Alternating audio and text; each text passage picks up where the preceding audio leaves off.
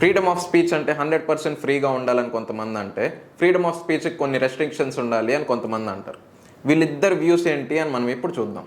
First, freedom of స్పీచ్కి కొన్ని limitations ఉండాలి అనే వాళ్ళు ఏమంటారంటే, 100% ఫ్రీ స్పీచ్ కనుక ఇస్తే సొసైటీలో హేట్రేట్ పెరిగిపోతుంది, సొసైటీలో అబ్యూస్ పెరిగిపోతుంది, మర్యాదగా ఎవ్వరు మాట్లాడుకోరు, అందరూ బూతులే మాట్లాడుకుంటారు అని వీళ్ళు అంటారు. మరి కొంతమంది ఏమంటారంటే, మిలిటరీ సీక్రెట్స్ అండ్ నేషనల్ సీక్రెట్స్ని కాపాడుకోవాలంటే 100% ఫ్రీ స్పీచ్ ఉండకూడదు అంటారు. ఇంకొంతమంది ఏమంటారంటే, ఇప్పుడు సొసైటీలో సోషల్ మీడియా వల్ల హేట్ ఎక్కువ పెరిగిపోతుంది, ఫేక్ న్యూస్ ఫాస్ట్గా స్ప్రెడ్ అవుతుంది.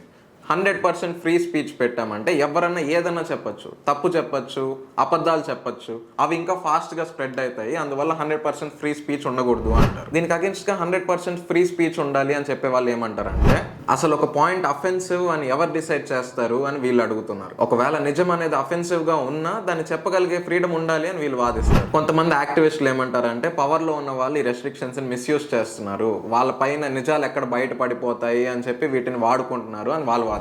ఇంకొంతమంది ఏం అడుగుతారంటే, ఒక మాటని ఇంకొకరు అప్రూవ్ చేయాల్సి వస్తే అది ఫ్రీడమ్ ఎలా అవుతుంది అని అడుగుతారు. ఇంకొంతమంది ఏమంటారంటే, ఓపెన్ డిబేట్స్ ఎలా పెట్టుకోగలుగుతాం, రియల్ చేంజ్ ఎలా తేగలుగుతాము, నిజాన్ని నిర్భయంగా మాట్లాడలేకపోతే అని వాదిస్తారు. ఇప్పుడు ఈ రెండు వర్గాల వాళ్ళ మాటలు మీ ముందర పెట్టాను. మీరు చెప్పండి, సొసైటీ రన్ అవ్వాలంటే ఫ్రీడమ్ ఆఫ్ స్పీచ్కి రెస్ట్రిక్షన్స్ ఉండాలంటారా? నాకు కింద కమెంట్స్లో చెప్పండి.